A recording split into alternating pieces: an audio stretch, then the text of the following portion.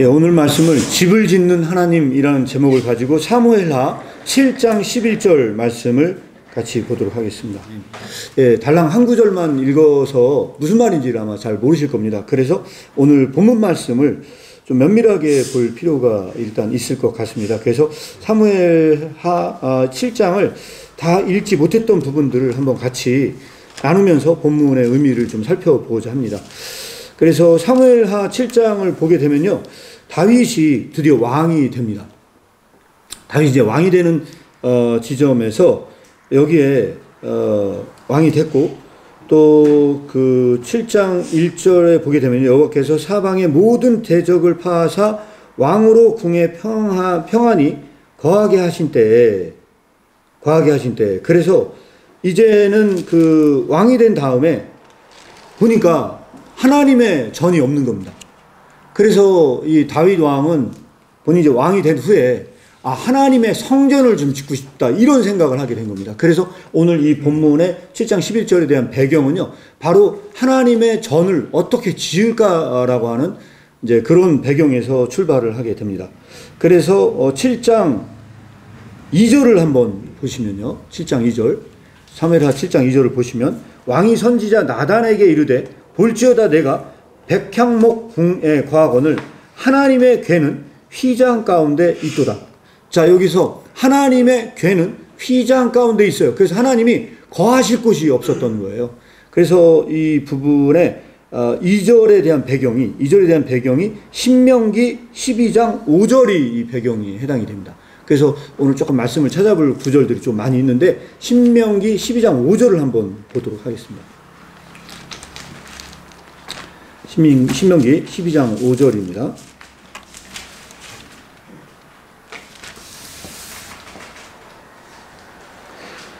네, 신명기 12장 5절도 좀 배경을 알고 읽으시면 좀 좋으신데, 이 신명기 말씀은 제가 말씀드렸다시피 모세가 죽기 직전에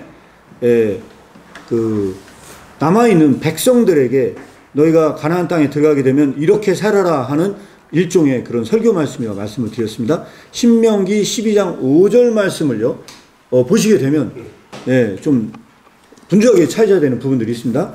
신명기 12장 5절에 보니까 오직 너희 하나님 여호와께서 자기 이름을 두시려고 너희 모든 지파 중에 택하신 곳인 그 거하실 곳으로 찾아 나가서, 여기에 중요한 부분이 하나가 나오는데요, 거하실 곳에 밑줄을 팍팍 치셔야 됩니다. 하나님의 거하실 곳이 여기 나와 있습니다. 그런데 하나님은 원래 어디 계셨나요? 우리가 예전에 한번 나눈 거 기억나시는지 모르겠습니다. 하나님이 원래 어디 계셨나요? 하나님은 구약에 원래 어디 계셨냐면요, 시내 산에 거하셨어요. 시내 산에 거하셨기 때문에 누가 시내 산에 갑니까? 모세가 하나님을 만나기 위해서 시내 산에 가세요. 그런데 그 하나님께서 내려오셨어요. 그래서 내려오셨는데 어디로 내려오셨습니까? 회막에 거하시기 시작을 했습니다. 그래서 레위기 1장 1절 말씀에 보면은 그 시내산에 계셨던 하나님께서 그 출애굽 공동체 회막 속에 거하십니다. 그런데 이 배경 속에서 오늘 이 본문 말씀은요, 뭐라고 나오냐면 12장 5절에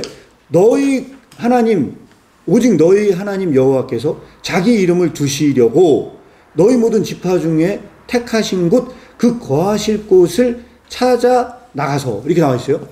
그런데 그 회막도 궁극적으로 얘기하면 하나님이 거하실 곳은 아닌 것 같습니다. 어딘지는 잘 모르겠으나 하나님께서 거하실 곳을 찾고 계신대요. 그런데 명확하지가 않습니다. 그렇죠? 명확하지가 않아요? 그래서 오늘 여러분들에게 좀 찾아봐야 될 곳이 또 있는데, 신명기 12장 11절입니다. 그 신명기 12장 11절, 그 밑에 5절 말고 11절 보면, 너희 하나님 여호와께서 자기 이름을 두시려고 한 곳을 택하실 그곳으로, 여기도 명확하지가 않습니다. 하나님께서 어디 거하실 곳을 찾는데 명확하지가 않아요. 그리고 18절, 5장 18절도 보시면 신명기 그 12장 18절입니다. 12장 18절도 보니까 오직 내 하나님 여호와께서 택하실 곳에서 내 하나님 여호와 앞에서 너는 내 자녀와 노비와 성 중에, 이게 나와 있죠. 여기에도 하나님께서 택하실 곳을 얘기하고 있는데 명확하지 않습니다. 하나님께서 도대체 어디에 거하신다고 하는 건지 구약은 명확하지가 않아요. 또 내려오시다 보면은 21절, 그 12장 21절도 보시면 여호와께서 자기 이름을 두시려고 택하신 곳에 내게서 멀거든. 이렇게 나와 있죠. 그런데 여기도 장소가 명확하지 않습니다. 26절도 보시면요. 오직 내 성물과 서물을 여호와께서 택하신 곳으로 가져가라. 여호와께서 택하신 곳으로 가져가라고 하는데 지속적으로 어떤 장소를 얘기하고 있는데 신명기에는 그 장소가 명확하지 않습니다. 제가 이 12장만 찾아드렸는데 12장 말고 다른 구절도 역시 마찬가지예요. 다 제가 일일이 찾아드리지 않겠으나 15장 20절, 신명기 15장 20절도 역시 똑같은 문맥이 반복되고 있거든요. 15장 20절도 한번 보시면요. 너와 내 가족이 매년에 여호와의 택하신 곳에 곧 내 하나님 여호와께서 여기도 똑같이 택하신 곳이라고 하는 게 또 이 본문 9절에도 나오고요. 그 이후에 16장에도 마찬가지고 17장에도 마찬가지고 신명기에는 이러한 장소 개념이 나와 있는데 그 하나님께서 어디에 거하신다는 건지 명확하지가 않습니다. 명확하지 않거든요. 그러면 하나님께서 어디에 거하실 것인지 도대체 언제 이게 명확해질까요? 이 신명기 출애굽의 모세 오경에는 하나님께서 분명히 내려오신 건 맞긴 맞거든요. 그래서 회막 공동체에 거하신 건 맞긴 맞거든요. 그리고 나서 어떤 일이 벌어집니까? 어떤 일이 벌어지냐면 하나님께서 회막에 거하시잖아요. 그러다가 나중에 이 여호와의 괴 사건이 벌어져요. 그 사건이 벌어진 곳이 아마 사무엘상일 겁니다. 사무엘상 4장 한번 보시면 여러분들이 그 괴 사건을 좀 아실 수 있을 겁니다.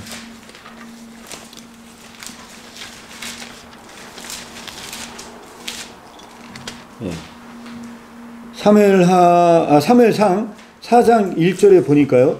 사무엘 말이 온 이스라엘에 전파되니라. 이스라엘은 나가서 블레셋 사람과 싸우고 에베네셀 곁에 진을 치고 블레셋 사람은 아벡에 진을 쳤는데 여기에서 여호와의 괴를 빼앗깁니다. 블레셋 전투에서 결국은 빼앗기고 맙니다.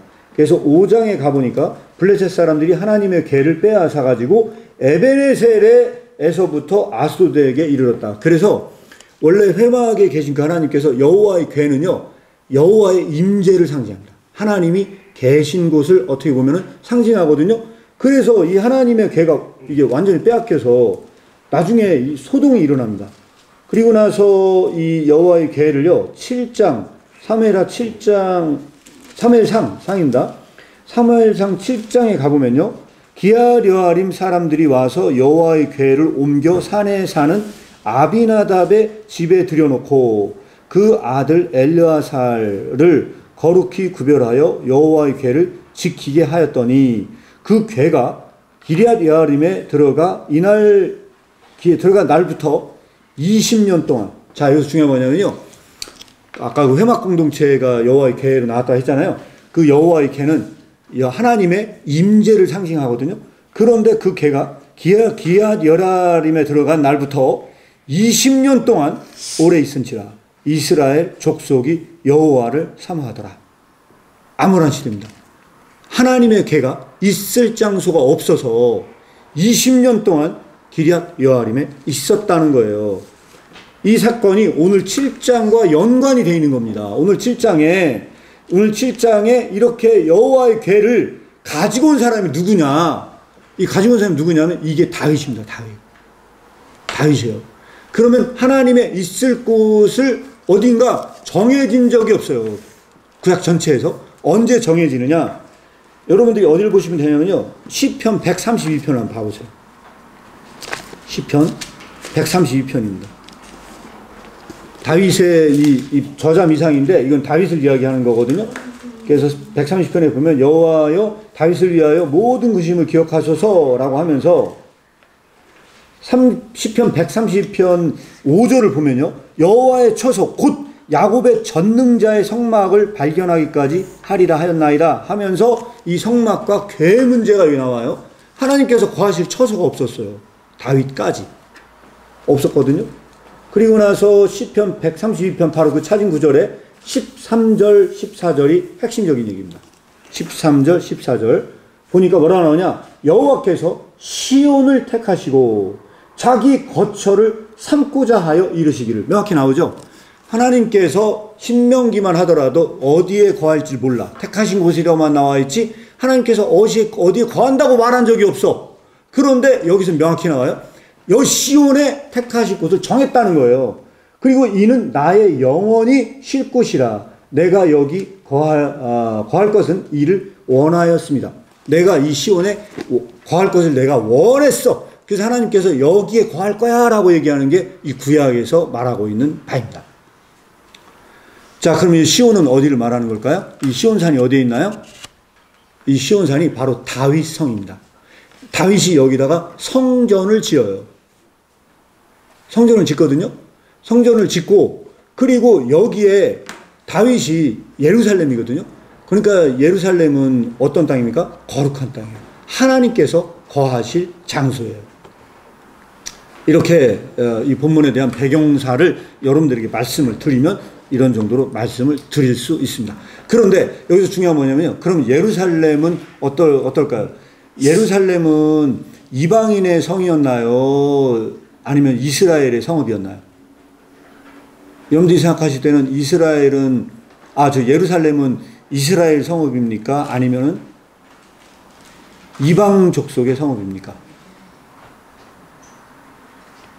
어떤 것 같습니까? 성경은 명확하게 이걸 설명하고 있거든요.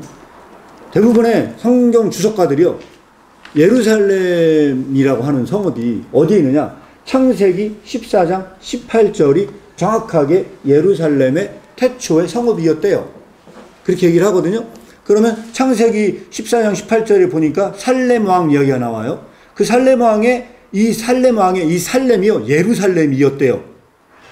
성서 주석가들이 그렇게 설명을 해요. 예루살렘이었대요. 그 예루살렘이었다고 하면 여기는 어디예요? 이방 족속의 땅이었습니다. 이방 족속의 땅이었거든요. 그리고 이 이방 족속의 땅에 대한 부분을 누가 여기 살았냐? 여부스 족속이 살았었대요. 여부스 족속이. 그래서 여부스 족속이 살았다는 거를 이야기하는 기사가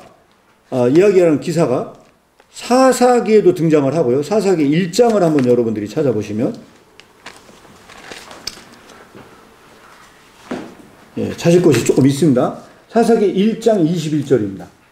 사사기 1장 21절에 보면 뭐라고 나오냐? 베냐민 자손은 예루살렘에 거한 여부스 사람을 내어쫓지 못했어요. 그러니까 원래 여기에 예루살렘에 살았던 사람은 누가 살았었냐? 여부스 족속이 살았던 거예요. 그러니까 이스라엘 사람들이 이 예루살렘을 개척해서 만든 게 아니고 원래는 이방 족속의 땅이었고 여부스 족속의 땅이었는데 그것을 베냐민 족속이 내쫓지를 못했어요. 그래서 여부스 사람이 베냐민 자손과 함께 오늘날까지 예루살렘에 살았어요.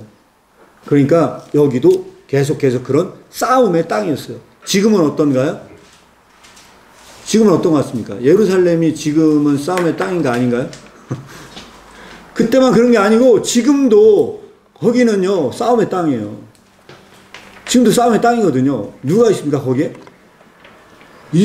이슬람의 모스크가 거기 있어요. 근데 그 모스크가 있는 그곳이 다윗성이 있는 곳이에요. 지금도 여전히 그 싸움은 지속되는 곳인데 예전에 우리가 나눴을 때 예루살렘의 뜻이 뭐라고 하겠습니까? 이루샬라임. 이루샬라임이 뭐라 했습니까? 살렘. 샬롬이 평안이라는 뜻이고 평화의 도시고 그 평화의 완성인 도시에 계속해서 전쟁이 끊임이 없는 땅. 바로 거기가 예루살렘입니다.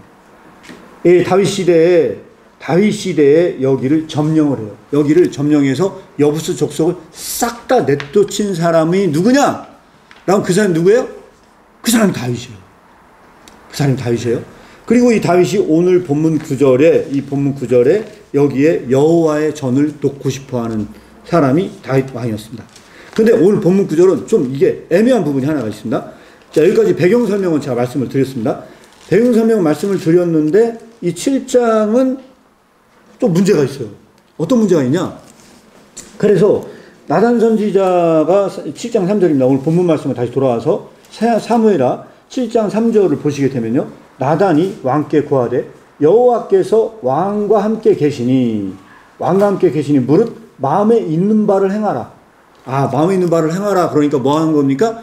왕이셔. 왕께서 여호와의 전을 그 예루살렘에 지으세요라고 얘기를 한 거예요. 그랬더니 7장 4절에 보니까 그날 밤에 여호와의 말씀이 나단에게 임하여 가라사대. 나단 선지자에게 여호와의 말씀이 임한 거예요. 뭐라고 임했느냐? 이 말씀 내용이 조금 애매한 부분들이 있습니다. 가서 내 종 다윗에게 말하기를 여호와의 말씀이 내가 나를 위하여 나의 거할 집을 건축하겠느냐. 자, 네가 나의 집을 건축할 수 있겠느냐 라고 반문하면서 하나님께 나타났거든요. 그래서 뭐라고 얘기하냐? 6절에 6절은 자, 사실 별표를 쳐야 될 구절 6절인데 내가 이스라엘 자손을 애굽에서 인도하여 내던 날로부터, 자, 여기 인도에 놨죠? 인도에서 내온 날 하나님께서 어디에 거했었어요? 우리가 그 예견대로 하면은 나오자마자 회막에 거하셨던 그 하나님이에요. 그날부터, 회막에 거한 그날부터 오늘까지 집에 거하지 아니하고, 인간이 거한 집에 내가 안 거했다. 인간이 집에 거한 집에 내가 산 적이 없어. 그리고 뭐냐? 장막과 회막에 거하며 행하였어. 이게 하나님께서 행하신 일이에요. 자, 그러면 이건 뭘 의미할까요? 그래서 제가 여러분들에게 그런 말씀 드린 적이 있어요. 회막과 이 회막은 뭘 의미하는 거냐? 임마누엘의 공동체를 의미한다. 하나님께서 너희가 가는 곳마다 따라가시는 그 하나님. 지속적으로 가는 곳마다 지속적으로 임마누엘로 함께하는 그 공동체를 의미해요. 그런 상징이에요. 그런데 7절에 보니까 무릇 이스라엘 자손으로 더불어 행하는 곳에서 내가 내 백성 이스라엘을 먹이고 명한 이스라엘 어느 지파에게 내가 말하기를 너희가 어찌하여 나를 위하여 백향목 집을 건축하지 아니하겠느냐고 말한 적이 있냐. 야, 내가 여호와 하나님인데 너는 백향목 전에 있는 성에 살면서 왜 나는 그런 성 안 짓냐라고 내가 너한테 말한 적이 있냐? 나는 너희들이 지은 그 성읍에 거하지 않아. 이 뉘앙스는 뭐냐? 여호와 하나님은 인간이 진 성읍에 거할 사람이 아니야. 그런 도시에 살지 않아. 하나님은 그렇게 거하는 게 아니야 라고 하는 그걸 논리적으로 이 다윗의 논리를 반박하신 하나님 같아요, 느낌이. 그래서 이 구절은 굉장히 사실은 의미적으로 굉장히 중요한 구절 중에 저는 하나라고 생각을 합니다. 왜 중요하냐? 제가 예전에 도시에 대해서 말씀을 드린 바가 있어요. 도시에 대해서. 솔로몬은 어떤 사람이라고 했습니까? 솔로몬은 건축가였다고 그랬어요. 건축가. 솔로몬은 건축가였거든요. 나중에 다윗의 아들인 솔로몬이 건축가가 돼요. 건축가가 되는데 중요한 뭐냐면 그 건축 기술을 어디서 배운다고 했습니까? 건축 기술을 이집트에서 배워와요. 왜? 이집트의 그 건축술이라는 건 대단한 건축술이거든요. 그래서 이집트에서 건축술을 배운 사람이 여로보암이라고 말씀을 드렸어요. 여로보암은 그 당시에 건축을 했던 총 건축 감독이 여로보암이었다고 말씀을 드렸고, 나중에 여로보암이 반역을 일으켜서 어떻게 합니까? 북이스라엘을 설립하는 반역자가 됩니다. 그리고 나서 르호보암이 이제 솔로몬의 왕인 르호보암이 나중에 왕이 되잖아요. 그럼 르호보암은 건축가였을까요? 아니었을까요? 놀랍게도 성서에 보면요, 여로보암만 건축가가 아니고 동일한 방식으로 르호보암도 실제로 건축에 매달리기 시작합니다. 외제적인 성읍의 건축에 다 미쳐 돌아가는 세상이 도래합니다. 그래서 나중에 선지자들이 이 성의 멸망을 예언합니다. 그들이 만들었던 그 성의 멸망을 예언해요. 그런데 여기서 중요한 건 뭐냐면 다윗 왕만큼은 달랐어요. 다윗 왕은 여호와의 전을 건축하려고 할 때 하나님께서 그걸 막으세요. 야, 넌 안 돼. 넌 하지 마. 여러 이유가 있겠죠. 나중에 하면 너는 사람들 많이 죽였어. 뭐 이런 얘기도 있지만 어쨌든 다윗 왕은요, 하나님께서 성읍을 짓는 걸 반대하십니다. 반대하십니다. 오늘 이 논리가 바로 그 논리예요. 하나님께서는 우리가 인간이 짓는 성읍 속에 없는 분이야. 웃긴 소리만 그런 데 있지 않아. 그렇게 하면서 그걸 반대하는 것처럼 보이거든요. 그리고 나서 8절에 보니까 이러므로 이제 내 종 다윗에게 이처럼 말하라. 가서 너는 선지자, 넌 다윗에게 가서 말해라. 여호와 만군의 여호와께서 이처럼 말씀하시기를 내가 너를 목장 곧 양을 따르는 데서 취하고 내 백성 이스라엘의 주권자로 삼았다. 자, 주권자로 삼았어요.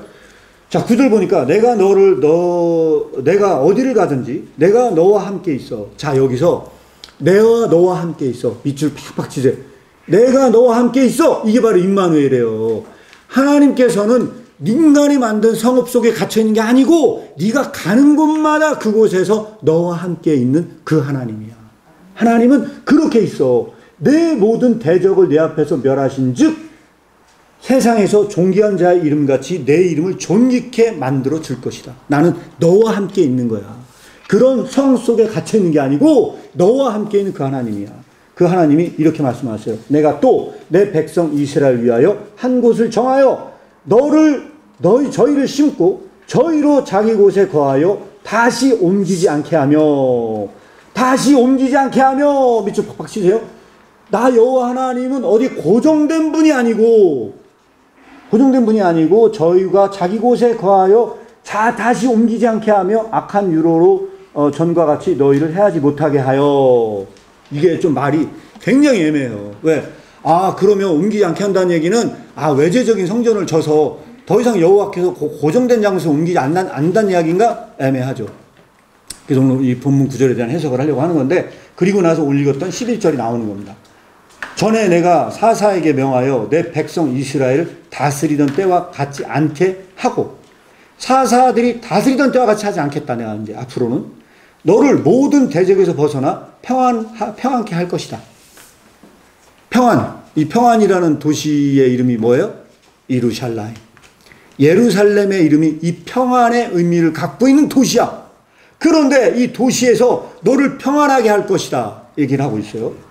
여호와가 또 너에게 이르노니 여호와가 너를 위하여 집을 이루고. 자, 이 구절은요 오늘 본문의 제목인데, 말씀의 제목인데요, 이 말이 되게 애매해요. 자, 여기서 이게 무슨 얘기냐? 다윗은 뭐라고 얘기냐? 내가 여호와의 전을 짓겠습니다 라고 다윗은 얘기를 했어요. 그랬더니 하나님께서 이렇게 한 거예요. 아니, 그게 아니야. 내가 너를 위하여 집을 짓겠다는 얘기예요. 네가 나를 위해서 집을 짓는 건 말이 안 돼. 그것은 잘못된 생각이야. 내가 너를 위해 집을 져주는 거야. 하나님께서 집을 짓는 거야.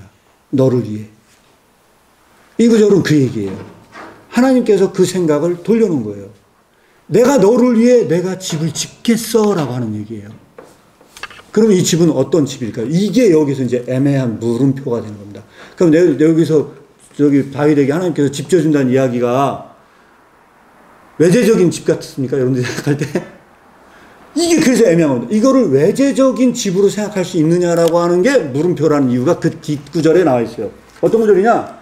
자, 너를 위해 집을 짓는데 여호와가 너를 위해 집을 이루고, 자, 이제 너를 위해서 집을 이루어 갈 거야. 이 집은 다윗 왕가를 이야기하는 것 같아.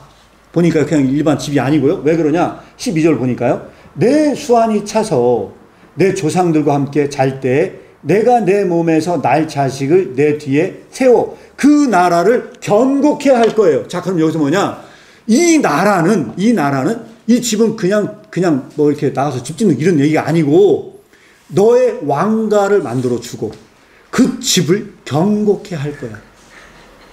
그러니까 이거는 그냥 외제적인 집은 당연히 아니라는 거예요. 그리고 13절 보세요. 저는 내 이름을 위하여 집을 건축할 것이요. 자, 여기에 집을 건축할 것이야. 이 집은요, 여기 집은 밑줄을 쳐야 되는 집인데, 이 집은 이중적 의미가 있는 것 같아요. 야, 다윗, 너는 집을 안 줘. 그런데 네 아들인 솔로몬이 너를 위해 집을 질 거야 라고 하는 이 집은요, 여호와의 집은 외제적인 집도 포함되는 것 같아요. 왜? 솔로몬이 나중에 진짜 외제적으로 집을 짓거든요. 그런데 그 집만 의미하는 건 아니에요. 왜 그러냐?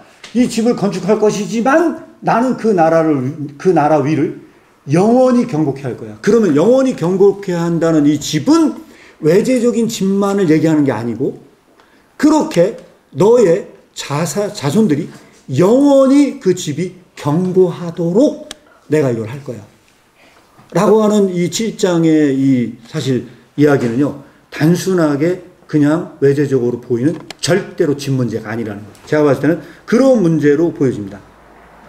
그래서 여기에 14절도 보니까 나는 그 아비가 되고 나는 그 아비가 돼요. 나는 그 아비가 된다는 건 이게 무슨 얘기일까요? 그가 누구예요? 솔로몬이에요. 야, 내 하나님이 그 솔로몬의 아버지가 될 거다. 이게 그냥 단순하게 집 문제가 아니잖아요. 단순히 집 문제가 아니잖아요. 내가 그 솔로몬의 아비가 되고 그는 내 아들이 될 것이다. 저가 만일 범죄하면 내가 사람 막대기와 인생 채찍으로 그를 징계할 거야. 정말로 그런 일이 벌어졌잖아요. 그러니까 여기서 우리가 얘기하는 이 집은 단순하게 외재적인 집이 절대로 아니다. 이것은 다윗의 영적인 어떤 하나님 나라의 그런 완성을 위한 집일 것이다. 하나님께서는 그것을 다윗 왕국을 통해서 그것을 이끌어가고 계신다고 하는 것이 이미 구약의 사무엘하 7장부터 하나님께서 이걸 예비한 것이다. 신명기만 하더라도 명확하지가 않았어요. 하나님께서 거하실 곳이 어딘지가 명확하지가 않아. 그런데 여기에서 이렇게 말씀하시는 겁니다. 그리고 나서 15절에 보니까 내가 내 앞에서 패한 사울에게서 나는 내 은총을 빼앗는 것 같이 그에게서 빼앗지 아니하니라. 16절 내 집과 내 나라가 내 앞에서 영원히 보존되고 내 위에 영원히 견고하게 그 집이 지속적으로 서 나갈 거예요. 이게 그 집입니다. 그 집. 그래서 이 집은 어떤 집이냐? 그냥 단순히 성전만, 이게 그냥 집만 얘기하는 게 아니고 외재적인 성전이나 이런 걸 의미하는 것이 아니고 영원한 그 전을 이게 예표하고 있는 이야기다. 저는 그렇게 생각을 합니다. 그래서 사실 이 얘기도요, 명확하지가 않습니다. 구약은 다 그림자 같은 느낌이 들거든요. 그러면 하나님께서 도대체 어디에 거하신다는 건지 애매해요, 구약은. 하나님이 도대체 어디에 거하신다고 말하는 것일까요? 그리고 그 뒷이야기가 나와요. 여기까지만 하더라도, 사무엘만 하더라도 아직 예언자의 그 시대는 아니거든요. 그런데 그 뒤에도 사실은 명확하지 않은 부분들이 저는 있다고 생각을 합니다. 제가 이게 찾아질지는 모르겠으나 에스겔에서도 사실은요, 이런 이야기가 등장을 합니다. 제가 지금 에스겔 11장인 것 같습니다.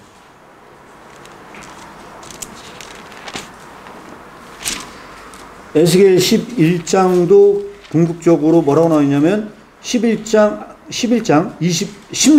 에스겔 11장 16절도 보니까요. 이거는 한참 지나서 그 예언자의 시대입니다.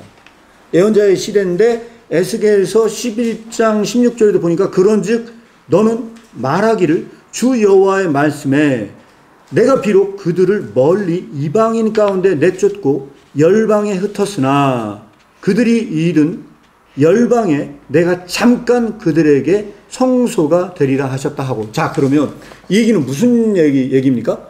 하나님은 예루살렘에 거한 것처럼 사람들이 다 생각을 했을 거예요. 그 당시에. 왜 예루살렘에 성전에, 솔로몬이 지은 성전에 하나님께서 계셨고, 아마도 그 백성들은 다 그렇게 생각했을 것 같아요. 그런 이 사람들 이방 땅으로 다 끌려갔거든요. 끌려갔는데 그때 하나님께서 그렇게 말씀하시는 거예요.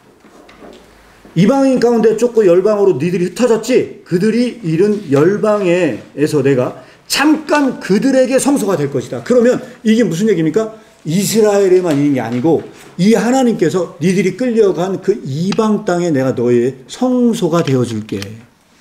너희들이 거기 있다고 얘기하지만 내가 너희들의 성소가 되어줄게. 이게 구약은 여기서도 애매해요. 여호와께서 분명히 시온에 거하신다고 얘기를 하긴 했는데 이게 정말로 예루살렘이라고 하는 게 이게 장소가 애매하다는 겁니다. 장소가 애매하다는 거거든요. 그래서 제가 여러분들에게 이제 신약의 관점에서 전 이걸 재해석해야 된다고 생각을 해요. 이 임마누엘이. 그러면 어떻게 해석이 돼야 되느냐? 계시록 가기 전에 베드로전서 2장 5절입니다. 베드로전서 2장 5절을 한번 다시 찾아보도록 하겠습니다. 자, 베드로전서 2장 5절. 자, 나리나라 한결이는 너무 어려운 얘기를 해서 집중이 잘 안 돼요. 그죠? 안 되지만 잘 끝까지 들어줬으면 좋겠어요. 자, 베드로전서 2장 5절 다 같이 한번 읽어보면 이렇습니다. 베드로전서 2장 5절입니다. 너희도 산 돌같이 신령한 집으로 세워지고. 자, 여기서 집 얘기가 또 나와요. 집 얘기가 또 나오는데 4절에는요, 사람들에게 버림받았어요. 예수 그리스도께서 사람들에게 버림받았는데 하나님께 택하심을 입은 보배로운 산돌이 되셨어요. 예수님께서는 살아있는 돌이 되셨어요. 이 돌은 어떤 의미입니까? 건축의 재료예요. 건축의 재료. 여호와께서 그 건축자의 버린 돌이 됐어요. 건축의 재료가 됐는데 그때 여기서 이런 얘기를 하는 거예요. 2장 5절에 너희도 살아있는 돌이 됐어요. 살아있는 돌같이 신령한 집으로 세워져 니들 자체가. 구약에는 명확하지가 않은데 신약에는 이게 명확해져요. 너희 자체가 그 집이야. 네 몸뚱아리 자체가. 야, 내가 너희를 경고케 할 거야. 근데 구약은 이 집이 어떤 집인지가 알쏭달쏭하거든요. 근데 신약으로 넘어오면 너희 몸뚱아리 자체가 집이야. 너희가 살아있는 돌이야. 리빙 스톤이야. 살아있는 돌이야. 그리고 너희가 살아있는 돌인데 그 집으로 세워지고 예수 그리스도로 말미암아 하나님께서 기쁘게 받으실 신령한 제사를 드릴 거룩한 제사장이 될지라. 너희가 그렇게 돌로 되는 거야. 집 자체가 되는 거야. 라고 하는 이 구절로 되어지거든요. 그런데 이게 에베소서에 더 명확해요. 에베소서 2장을 여러분들이 한번 찾아보시기 바랍니다. 에베소서 2장. 에베소 2장입니다. 에베소 2장에 보시면요. 2장 22절 마지막 절입니다. 마지막 절인데 에베소 2장은요. 너무너무 중요한 구절이고 나중에 더 구체적으로 다뤄야 될 부분들인데 이 한 구절만 그냥 다루겠습니다. 오늘은 에베소 2장 22절에 보니까 뭐라 나오냐면요. 너희도 성령 안에서 하나님의 거하실 처소가 되기 위해서. 자, 여기서 뭐냐면요. 너희도 성령 안에서 하나님께서 거하실 처소가 돼. 우리 몸뚱아리 자체가 하나님께서 거하실 처소가 되기 위하여 그리스도께서 함께 지어져 가느니라. 자, 여기서 이 지어져 간다라는 동사가 바로 오이코도메오고 오이코스, 이게 집을 짓다란 뜻이에요. 그러면 집을 짓는 하나님은, 우리가 구약에서 나오는 이 집을 짓는 하나님은 명확하게 어디에다가 집을 짓고 싶다는 이야기입니까? 신약으로 얘기하면 하나님께서 정말로 집을 짓고 싶은 것은요, 바로 여러분들 자신입니다. 하나님께서는 여러분들의 몸속에 하나님께서 거하실 전을 짓고 싶다는 거예요. 그리고 함께 살고 싶다는 거예요. 여러분들과 함께 살고 싶어 하세요. 그것을 외재적인 성전이 아닌 내면의 성전 속에서 살고 싶어 하신 하나님이 이미 저는 사무엘하 7장부터 이야기가 됐다고 저는 생각을 하는 겁니다. 이게 사무엘하 7장. 그래서 여러분들에게 이 말씀을 드렸고 하나님께서는 이미 마음속에 굳혔어. 내가 너희들에게 집을 짓고 싶어. 네가 내가 살 곳을 짓는다고 그건 안 돼. 그래서 여기서는 놀라운 변화가 일어나는 것이 그래서 이 변화입니다. 어떤 변화입니까? 우리는 전에 가려면 내가 전에 가야 하지만 이제는 그런 저는 존재하지 않습니다. 이런 존재론적인 변화를 다시 한번 말씀을 드리면 이 명확한 변화를 이야기하는 게 계시록 21장 1절이라고 보면 될 것 같습니다. 그래서 마지막으로 계시록 찾아보고 오늘 말씀을 마무리하도록 하겠습니다. 계시록 21장입니다. 자, 계시록 21장에 보면요. 이 계시록 21장은 그래서 이런 관점에서 맥락상 이런 관점에서 다시 한번 이 계시록을 여러분들이 살펴보시면 어떨까 해서 제가 제안을 드리는 거고요. 물론 이렇게 말씀드리는 거는 기존의 관점하고 좀 약간 다를 수도 있어요. 자, 21장 1절에 보니까 또 내가 새 하늘과 새 땅을 보리니 그랬잖아요. 자, 여기서 다시 한번 떠올리시면 예루살렘은 어떤 장소였습니까? 지금도 그렇고 외재적인 예루살렘은요, 평화의 도시가 아닙니다. 지금도 외재적으로는 예루살렘은 평화의 도시가 아니야. 예루살렘은 절대로 외재적인 그런 평화일 수가 없다고 저는 생각을 합니다. 그래서 이 평화의 도시인 예루살렘은 주님께서 만들고자 하는 이 시온성은요, 외재적인 예루살렘이 아니라는 거예요. 주님께서 만들고자 하는 예루살렘은 외재적인 예루살렘이 아니고 너희 속의 마음의 성전을 만들고자 하는 게 명확하게 요한이 얘기하는 계시록 21장 1절이다. 또 내가 새 하늘과 새 땅을 봐요. 새 하늘과 새 땅을 보는데 하나님 하늘과 처음 땅이 없어졌어요. 하늘과 처음 땅이 없어졌다는 이야기는 외재적인 예루살렘 같아. 외재적인 이런 눈에 보이는 땅은 다 없어졌어. 그리고 바다도 다시 없어요. 이곳은 장소가 없는 곳이야. 장소가 없어. 장소가 없거든요. 또 내가 보면 거룩한 성 새 예루살렘. 자, 여기서 새 예루살렘 나오죠. 거룩한 성 새 예루살렘 나와. 그러니까 주님께서 진짜 거하고자 하는 곳은 바로 이 새로운 예루살렘이야. 새 예루살렘. 이 새 예루살렘인데 이 새 예루살렘이 하나님께로부터 하늘에서부터 내려와요. 그 예비한 것이 신부가 남편을 위하여 단장한 것 같아. 자, 여러분들은 이게 되게 상징적인 의미로 쓰여졌는데, 그래서 제가 이 부분에 대해서 여러분들에게 무슨 말씀을 드리는 거냐, 예전에 한번 말씀드렸다시피 이거는 진짜 하나님께서 예루살렘, 새 예루살렘을 외재적으로 놨다는 게 아니고, 제 개인적인 생각을 해요. 외재적으로 놨다는 건 아니고, 우리와 함께 사고 싶어 하시는 하나님께서 새 예루살렘은 우리의 마음속에 들어오신다. 그리고 그분과 하나가 되는 것, 우린 그것이 뭐냐? 신부가 단장한 것과 같아요. 존재론적 변화예요. 그래서 신부가 단장한 것 같다는 건 무슨 얘기냐? 결혼하려고 하는 사람은요, 내면을 단장하는 겁니다. 외재적으로 단장하는 게 아니고 우리의 내면의 성전을 단장하는 것과 같아. 왜? 그분을 맞이해야 되기 때문에. 그리스도께서 우리가 함께 사시려고 하는 내면의 성전을 단장해야만 해요. 이것은 옷을 바꾸어 입는 것과 같아요. 그래서 수요일 서영 공부 때 마음의 청결을 다루고 있거든요. 근데 그 마음의 청결에 마태복음에 나와 있는 옷을 바꿔 입지 않았기 때문에 천국잔치에 들어가지 못하고 슬퍼하며 이를 갈미 있으리라 이야기를 하거든요. 근데 그 구절이 사실 굉장히 이게 해석하기 애매한 구절이거든요. 왜냐면, 아니, 잔치집에 가는데 옷 안 갈아입었다고 해서, 아니, 잔치 초대받지 못하고 지옥불에 던져진다는 게 말이 되냐, 이상하지 않습니까? 근데 사실 이거는 잘 생각해보면요. 이 옷은 외재적인 옷이 아니에요. 나의 존재와 구분될 수 없는 옷이에요. 이거는 나의 내면성 속에서 예수 그리스도를 맞이하는 그 옷이에요. 신부가 단장해야 될 그 옷의 변화입니다. 그 옷을 갈아입지 않고서는요, 그 옷을 갈아입지 않고서는 그리스도께서 그곳에 사실 수가 없어. 그리스도께서 들어가 사실 수 없거든요. 너의 내면성 속에 그 예수 그리스도가 들어가는 놀라운 그 변화가 일어나지가 않아. 그 옷을 갈아입지 않으면. 그럼 그게 뭡니까? 이거를 더 구체적으로 얘기하면 바로 그것이 회개입니다. 회개.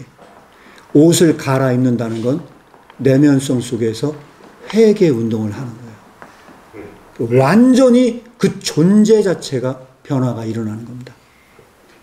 그 존재 자체의 변화. 이 존재 자체의 변화를 설명하고 있는 것이 오늘 여기서 얘기하는 21장 2절은 아닌 건지. 이렇게 제가 여러분들에게 말씀을 드려요. 그때 내가 들으니 보좌에서 큰 음성이 나서 가로되 보라 하나님의 장막이 사람들과 함께 있음에 하나님이 저희와 함께 거하시리니 저희는 하나님의 백성이 되고 하나님은 친히 저희와 함께 계셔서. 하나님께서 계셨어요? 그러니까 이거는 종말론 지구가 멸망하고 저기 가서 그렇게 된다는 얘기가 아니고, 이 관점에서 본다면 지금 하나님께서 너희와 함께 살고 싶다는 거예요. 그렇게 하나님께서 그 회개한 영혼에게 새 예루살렘의 성전으로 내려오셔서 지금 너희와 함께 살고 싶다는 거예요. 임마누엘의 그 하나님으로 분리될 수 없게. 외재적인 성전은 분리가 될 수 있어. 그러나 너와 함께 사는 그 하나님은 철저하게 너가 가는 곳마다 어디든 함께 하시는 임마누엘의 하나님으로서 그렇게 너희와 함께 살고 싶은 그 하나님.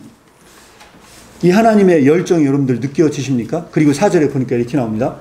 모든 눈물을 그 눈에서 씻기심에 다시 사망이 없고 애통하는 것이나 곡하는 것이나 아픈 것이 다시 있지 아니하리니. 처음 것들이 다 지나갔어요. 그 썩어질 열매는 다 지나갔어. 그러면 이런 존재의 변화는 언제 일어나느냐? 이 존재의 변화는 죽어서 하나님 나라 가서 일어나는 게 아니고, 죽어서 하나님 나라에 가서 일어나는 게 아니고, 지금 살아있는 이곳에서 예수 그리스도를 믿을 때 내가 그런 존재론적인 변화가 일어나요. 저 하늘나라 가서 일어나는 게 아니고 지금 이 지상에서 그 변화를 경험하는 것. 그래서 이 세상에서 영원을 맛보는 것. 이런 변화를 얘기하는 것이 아니냐. 이렇게 여러분들에게 말씀을 드립니다. 그래서 그렇게 완전히 존재가 변화가 일어날 때 보좌에 앉으신 이가 가라사대 때 보라 내가 만물을 새롭게 하노라 하시고 또 가라사대 이 말을 신실하고 참되니 기록하라 하시고 6절 또 내게 말씀하시되 이루었도다 나는 알파와 오메가요 처음과 나중이라 내가 생명수 샘물로 목마른 자에게 값없이 주리라 하는 이 사건도 지금 여기에서 예수를 믿는 사람에게 그 생명의 샘이 흘러 넘친다는 거지. 저 미래에 그게 된다는 게 아니고 지금 그 믿는 자에게 함께 하세요. 그래서 7절 읽겠습니다. 이기는 자는 이것들을 유업으로 얻으리라. 이기는 자는 새 예루살렘이 지금 이 지상에 들어와요. 나는 저의 하나님이 되고 그는 나의 아들이 돼요. 자, 이거는 나의 아들이 된다고 했잖아요. 자, 이게 솔로몬에게 우리 7장 있지 않습니까? 사무엘하 7장에 뭐라고 얘기하냐. 솔로몬의 아들한테 이렇게 얘기를 해요. 야, 다윗아, 그 솔로몬은 나의 아들이 될 거야. 솔로몬은 네 아들이 아니야. 나의 아들이 될 것이고 나의 유업을 받을 자가 될 거야. 라는 이야기예요. 그러면 여기에서 이 이야기는 똑같은 얘기 아니에요? 똑같은 얘기거든요? 그래서 이기는 자는 뭐냐? 이렇게 예수 그리스도를 믿고 존재론적인 변화가 일어나서 예수 그리스도와 함께 신부가 된 자, 예수님과 결혼한 거예요. 회개를 한다는 건, 내가 회개를 한다는 건 존재론적인 변화가 일어난다고 하는 것이고, 그건 예수님과 결혼한 상태에 이르는 거야. 그분과 함께 동거하는 삶을 사는 거야. 그 순간에 임마누엘의 하나님께서 오시는 거야. 그리고 나서 7절에 보니까 그러면 어떻게 되는 거냐? 나는 저의 하나님이 되고 그는 나의 아들이 되는 거야. 예수님과 똑같은 그런 아들의 입장이 되는 거야. 그래서 이게 섭정 통치가 되는 거야. 네가 아들이 됐잖아. 너는 더 이상 종이라 부르지 않아. 아들이라 부를 거야. 이게 바로 요한계시록에 들어있는 전체적인 메타포입니다. 좀 오래 제가 말씀을 드렸는데 진짜 마지막으로 하나 찾아보고 마무리하도록 하겠습니다. 요한계시록 6절에 보면요. 요한계시록 1장 6절입니다. 이 아버지 하나님을 위하여 우리가 나라와 제사장 삼으신 그에게 영광과 능력이 세세토록 있을지어다. 아멘. 자, 이건요. 요한계시록 처음부터 끝까지 전체를 다 도배하고 있는 내용이에요. 전체를 다 도배하고 있는 내용이거든요.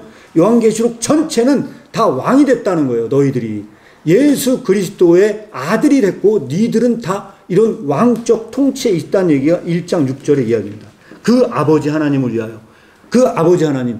우리가 아버지로 부르면 나는 그의 아들이 되면은 그 나라에 나는 왕자가 되는 거죠. 이게 바로 그 관계라는 거예요. 이게 바로 계시록 5장 10절에 계시록 5장 10절에도 동일한 이야기가 반복됩니다. 5장 10절 한번 찾아보시기 바랍니다. 계시록 5장 10절에 보니까 저희로 우리 하나님 앞에서 나라와 제사장을 삼으셨으니 저희가 이 땅에서 왕이 될 것이다. 그런 왕노로 탈 것이다. 라는 구절로 되어져 있습니다. 그리고 또 하나는 뭐냐면 계시록 3장 21절도 한번 찾아보시기 바랍니다.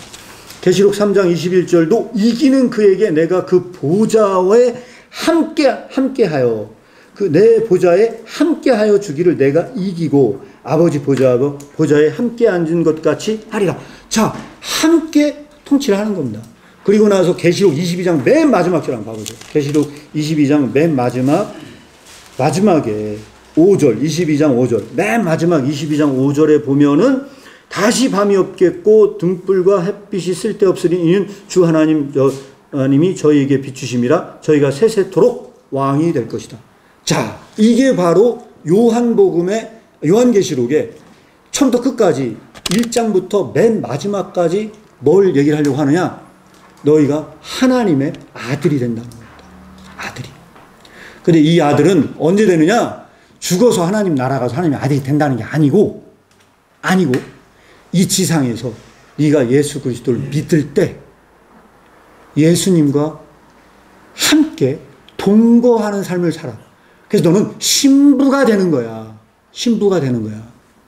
그때 너의 눈물을 닦아줄 거야. 그 주님께서. 너의 곤고한 그 모든 삶의 눈물을 다 닦아주시고 너의 삶을 동행하시는 그 하나님이야.